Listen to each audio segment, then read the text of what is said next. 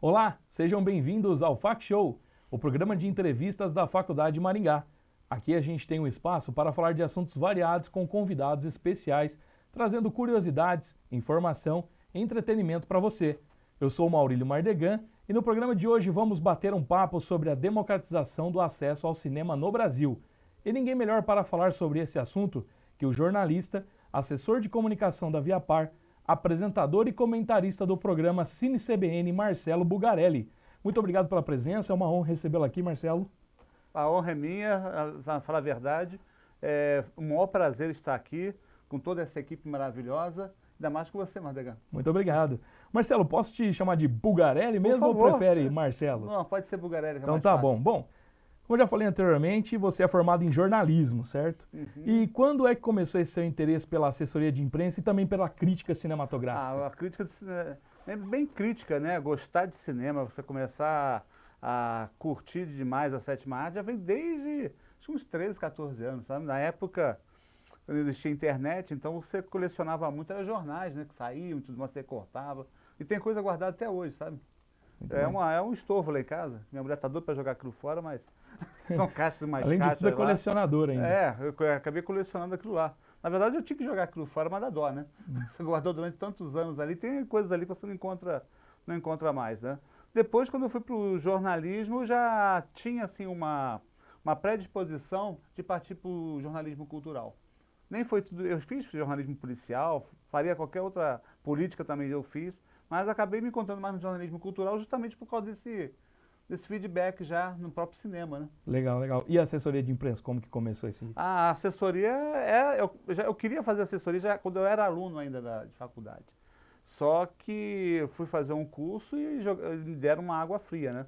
Porque o ideal para você fazer uma assessoria é você passar por todos os meios antes, né? Televisão, rádio, hoje seria a internet também. Sim. E você está na faculdade, você não teve essa oportunidade toda, né? Mas até que acabou pintando naturalmente no decorrer da carreira, veio um convite e acabei aceitando. Muito bem. Bugarelli, conta um pouco para nós sobre o programa Cine CBN. Quanto tempo que ele está no ar? Olha, o Cine CBN está no ar, vai completar agora 4 anos. Ele, na verdade, ele começou como um programa tipo o FAC Show, só que em rádio, numa rádio universitária. Os alunos me convidaram para participar do programa. Acabamos fazendo uma amizade ali. E depois que o programa, não sei se tem continuidade com os alunos de lá, mas nós saímos e aí chamaram para participar de uma rádio. E eu falei, olha, vamos tentar na CBN, que a CBN tem esse perfil também de cinema e tudo mais.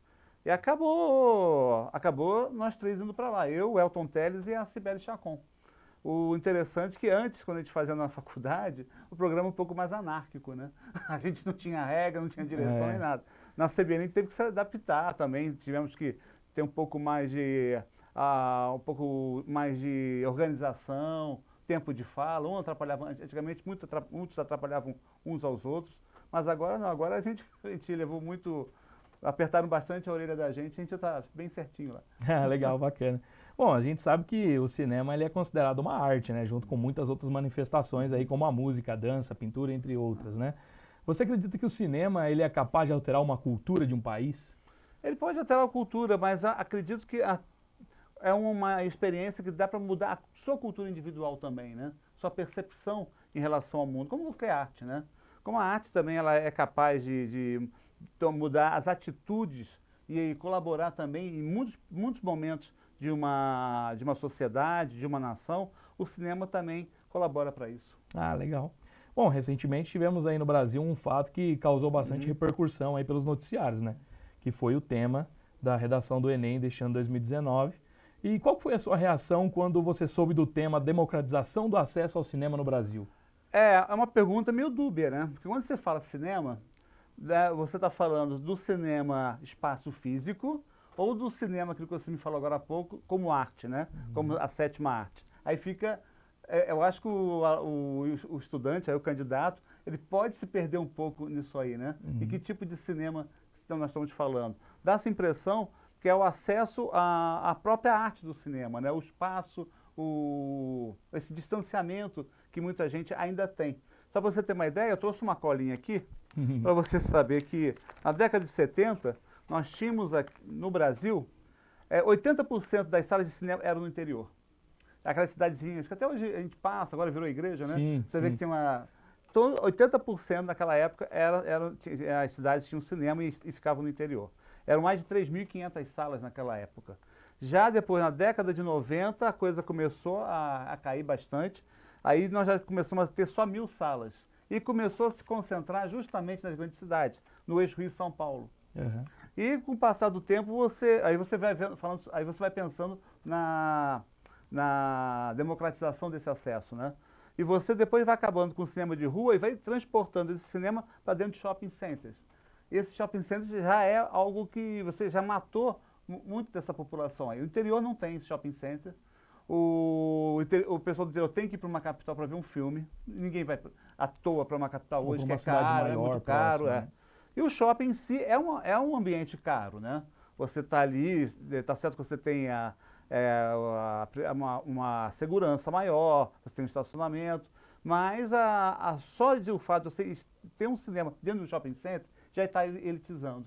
Nisso vem, vem também o valor do ingresso, vem toda uma série de agregados ali que acaba encarecendo.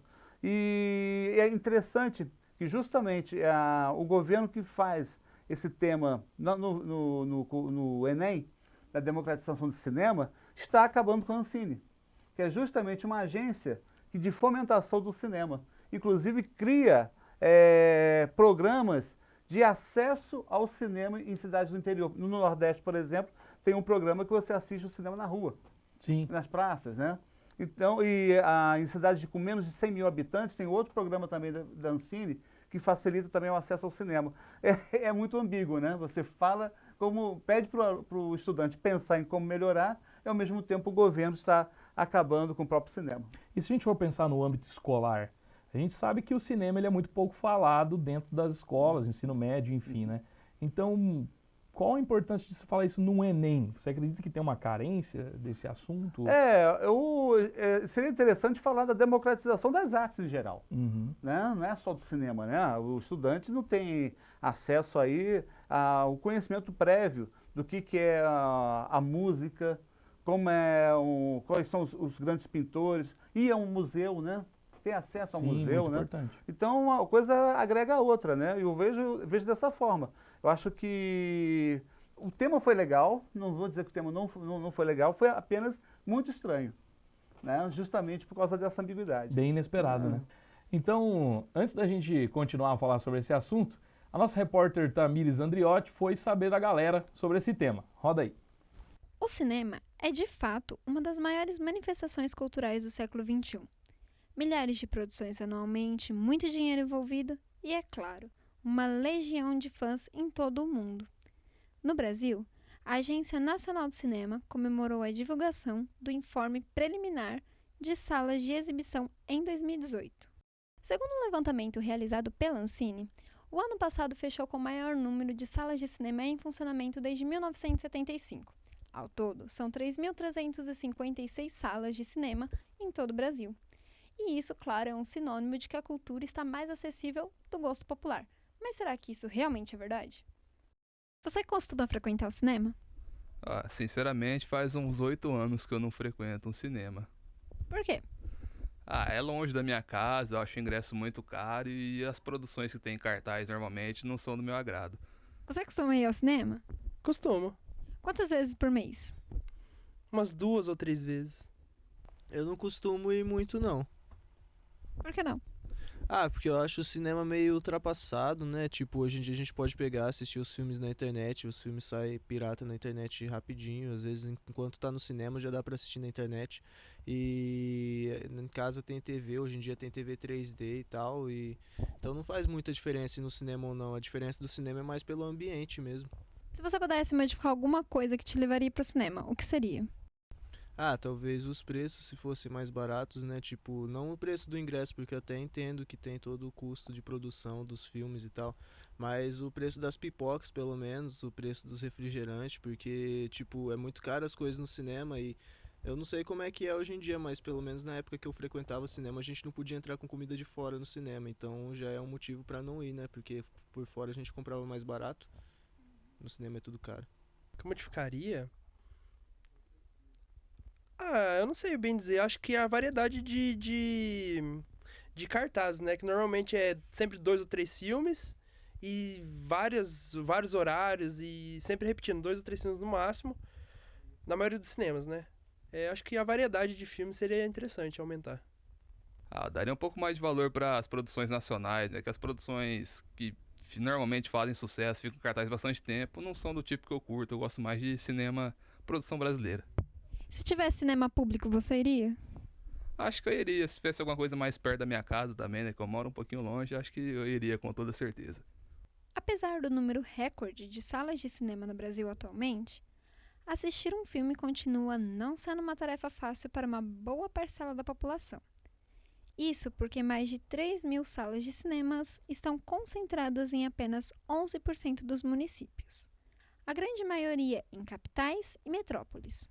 Outro destaque que chama a atenção é a falta de incentivo de produções brasileiras. Das mais de 161 milhões de pessoas que passaram pelo cinema em 2018, apenas 23 milhões foram para ver uma obra nacional. Mas esse debate eu deixo com vocês aí do estúdio. Obrigado, Tamires. O Garelli, a Tamires colocou um ponto interessante a ser falado ali no final, que são as produções brasileiras, mais especificamente a falta de incentivo para elas.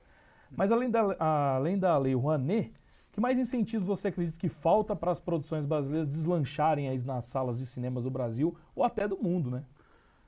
Primeiro, não acabar com a Lei Rouanet, né? É o ponto principal também. Que o pessoal tem muita falta de informação em relação à lei de incentivo fiscal. Depois, a própria Ancine também, que é a gestora a fomentadora do cinema também. Isso também está acabando com a Ancine. Então, já estava ruim, está ficando cada vez pior. O mais importante também é a distribuição dos filmes nacionais, a dificuldade que se tem para isso. O Bacurau, por exemplo, não passou no cinema comercial em Maringá. Teve uma exibição feita aí no MUC mesmo, pelo pessoal aí que quis fazer uma exibição meio alternativa, uma vez só, mas ao mesmo tempo isso mostra que mesmo filmes famosos, filmes reconhecidos, filmes premiados, não tem espaço nas salas de exibição. Em outros países, principalmente na Europa,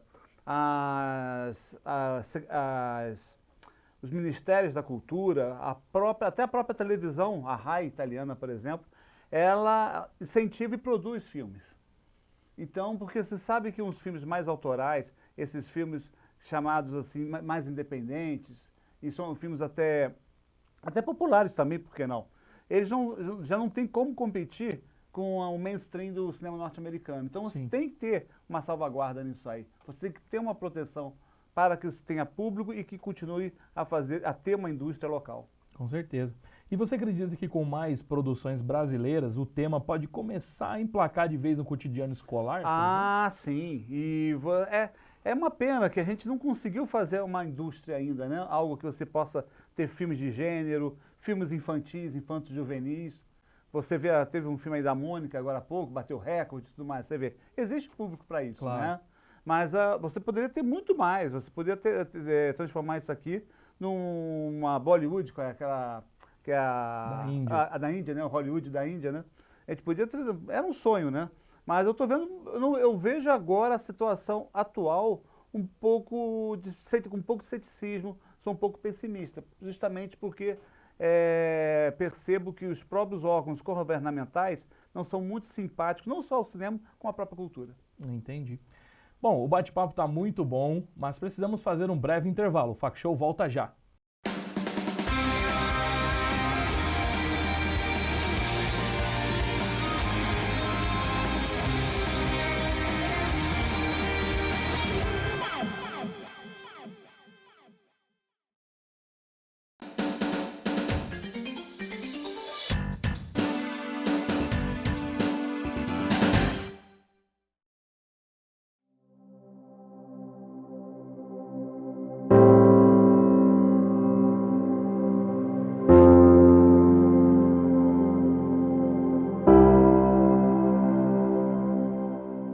Grandes inovações surgem de pequenas ideias. E a próxima a mudar o mundo pode estar aí, na sua mente. Pense, crie, transforme. Seja você mais um agente da mudança. A escolha da faculdade é uma escolha de vida. Há 18 anos, a Faculdade Maringá tem mudado a vida de muita gente com ensinos de qualidade. Faculdade Maringá, um nível superior de ensino. Fone 3027 1100.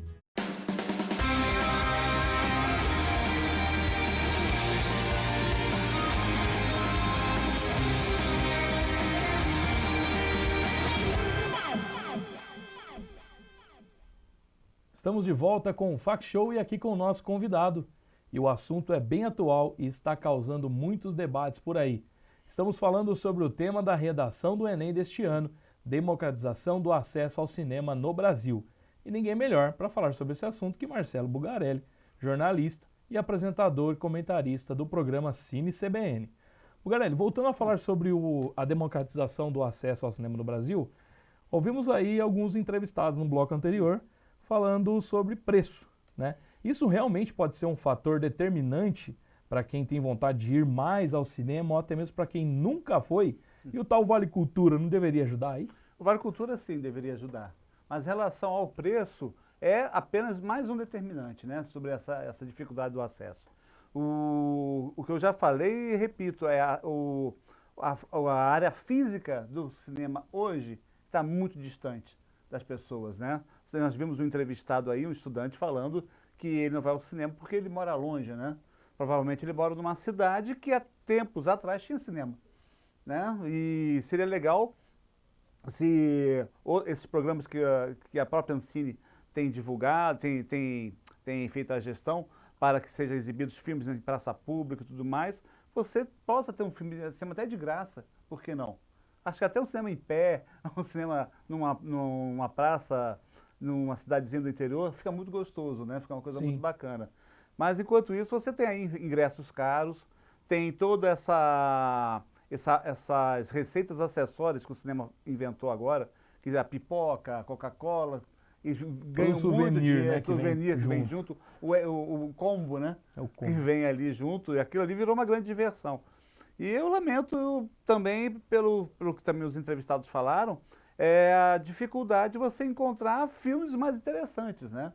Porque hoje você só vê aqueles blockbusters, aqueles filmes para vender pipoca mesmo, são feitos para vender pipoca, e você acaba não tendo acesso a outros tipos de filmes, até filmes americanos, tem filmes americanos independentes, de menor orçamento, que são muito interessantes também.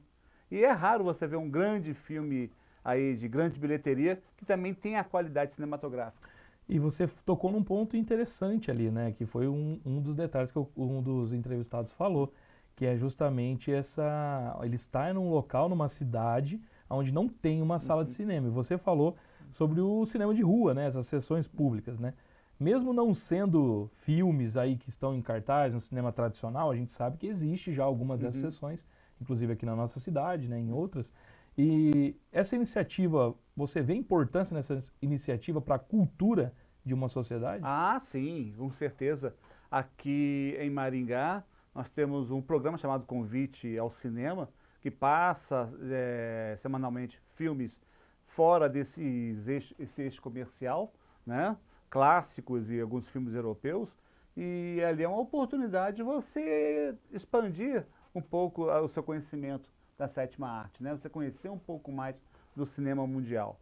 Mas ainda são ações pontuais, espontâneas, e não temos ainda uma regularidade. Olha que Maringá é uma cidade relativamente grande, né? Dependendo do seu ponto de vista. E ainda tem carência de espaço para um cinema mais autoral, um cinema um pouco mais artístico.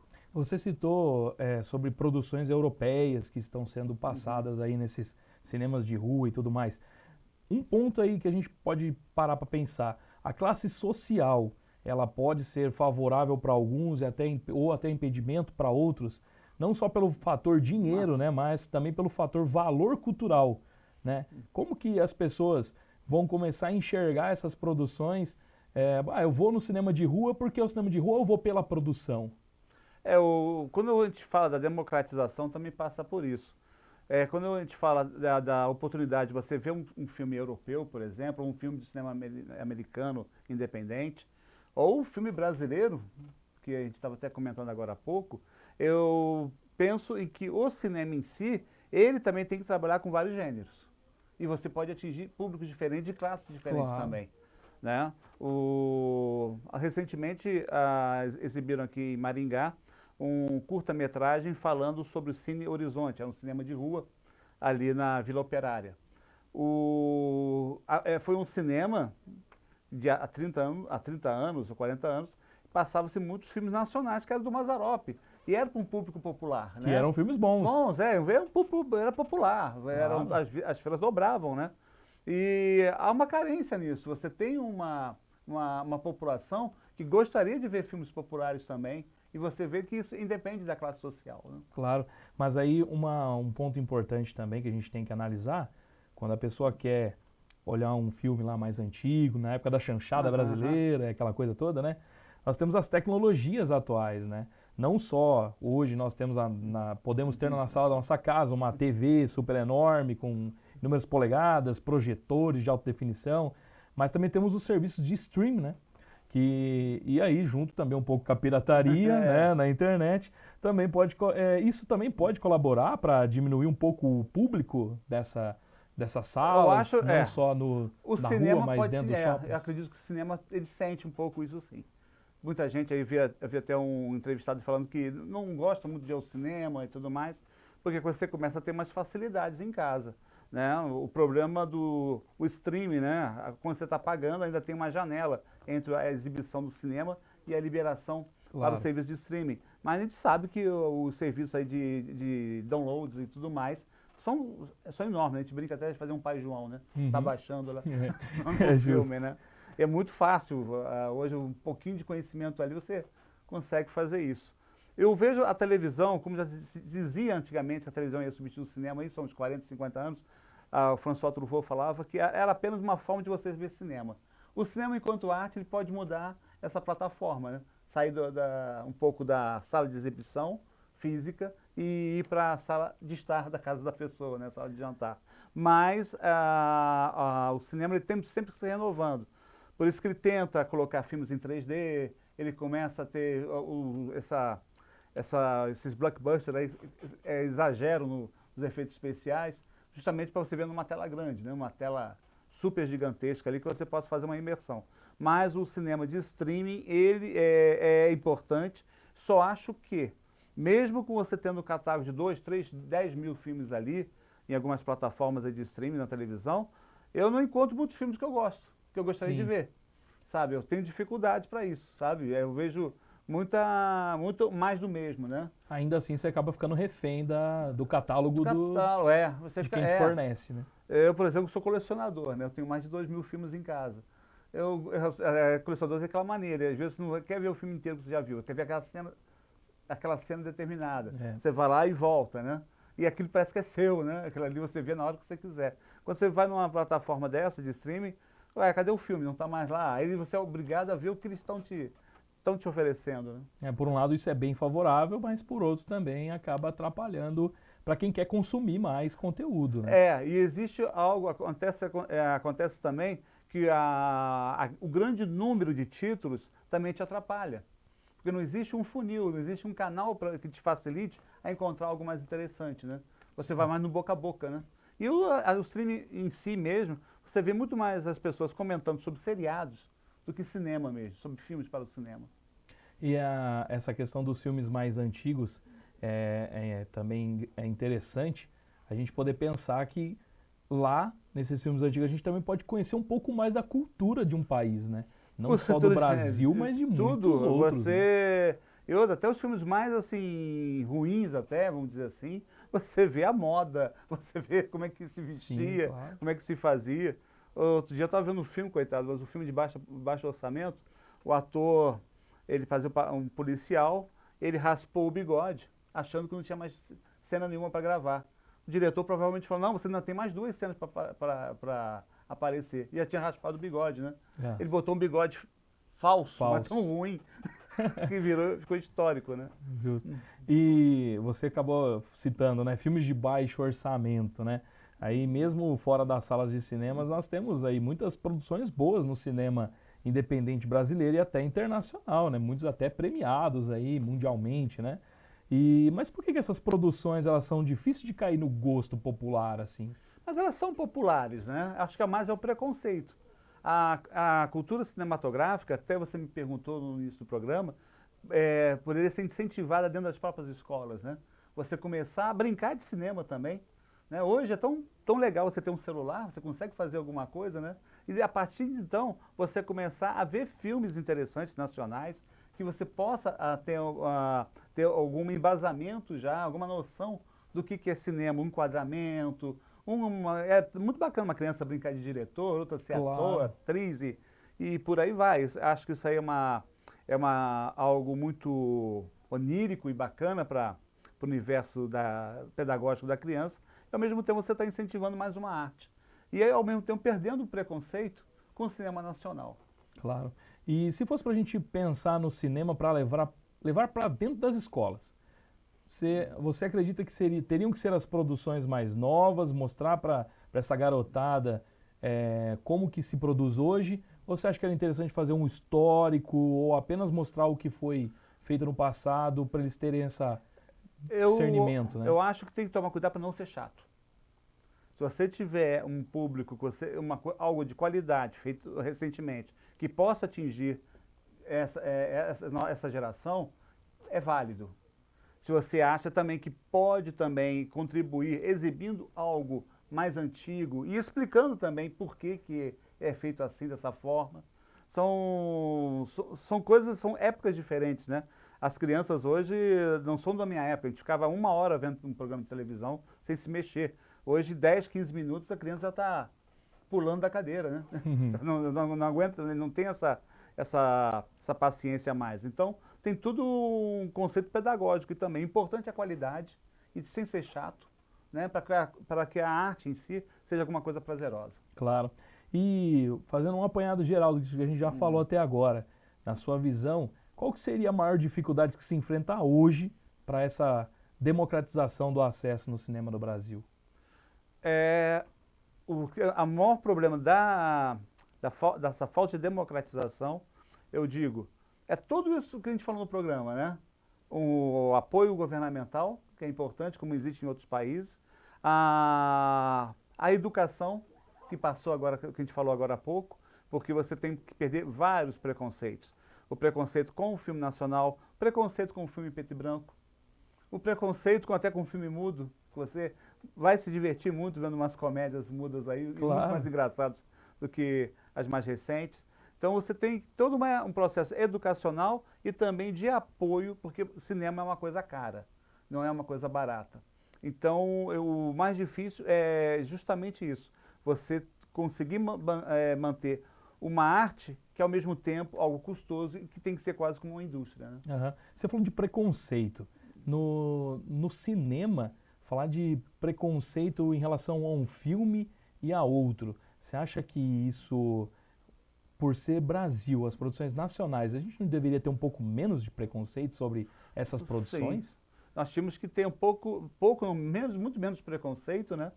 Porque nossos vizinhos aí têm uma produção fantástica. A Argentina, por exemplo, tem filmes excelentes, premiados. E nós estamos fazendo muitos filmes bons, apesar de tudo, né? O que falta mesmo é perder o preconceito, ver de coração aberto. E vai gostar, com certeza. Pode ser um ou outro que você não goste, mas fica aí a dica. Vá, experimente e veja. Vá ver e veja. Muito bem. Agora vamos fazer um joguinho rápido de perguntas e respostas no formato de ping-pong. Tudo bem, Bugarelli? Vamos lá. Vamos lá. Um amor. Um amor? Eu não vou falar do meu time de futebol não, que eu apanho em casa. Eu tenho que falar da minha esposa, a Ana. Um beijo pra ela. Muito bom. Uma comida? Japonesa. Sushi, sashimi, eu gosto. Um passeio. Qualquer passeio abrindo o portão de casa. Tá ótimo pra mim. Um livro? Um livro? Tem muitos, hein? Agora você me pegou. Eu tô olhando muito Lovecraft agora, sabe? Que é um ator da virada do século XIX para o século XX, que faz contos, escrevia contos assim, meio macabros, sabe? Legal. Uma crítica. Uma crítica? Eu gostava muito das críticas quando eu lia aos 13, 14 anos, e de grandes cineastas, inclusive Glauber Rocha, ele também escrevia para os jornais e fazia críticas também. Aquele filme famoso aí, Apocalipse Now, quem fez uma crítica derrubando esse filme, eu não concordo com a crítica, mas eu adoro o texto dele, eu adorava o texto dele, e eu creio que a crítica de Glauber Rocha, Elia Azeredo também, o Alencar também era outro crítico também, que não existem mais, não se faz mais esse tipo de crítica hoje. Isso que eu sinto falta. Um filme. Tem vários, tá? Mas eu coloco Paris, Texas. E por que esse filme? Ele passou na época que eu estava na faculdade ainda, saindo da faculdade. O filme fala sobre separações, desilusões e uma crise existenciais, né? E é um filme que até hoje, eu vejo aquela fotografia, aqueles enquadramentos, até hoje eu paro, revejo o filme em alguns momentos, algumas cenas. Eu sou muito fã desse filme, mas tem vários outros, né? Citaria uma comédia, Amarcord, do Fellini, que eu gosto muito. Mas tem muita coisa, é difícil essa... Difícil, né? Bom, pessoal, ficou então a dica de cinema para vocês com Bugarelli, hein? Bom, pessoal, o bate-papo está muito bom, mas infelizmente chegou a hora de nos despedirmos. Foi demais esse programa, espero que tenham gostado. Quero agradecer você, Marcelo Bugarelli, obrigado pela presença. Obrigado a todos vocês também pela companhia e até o próximo programa. Tchau!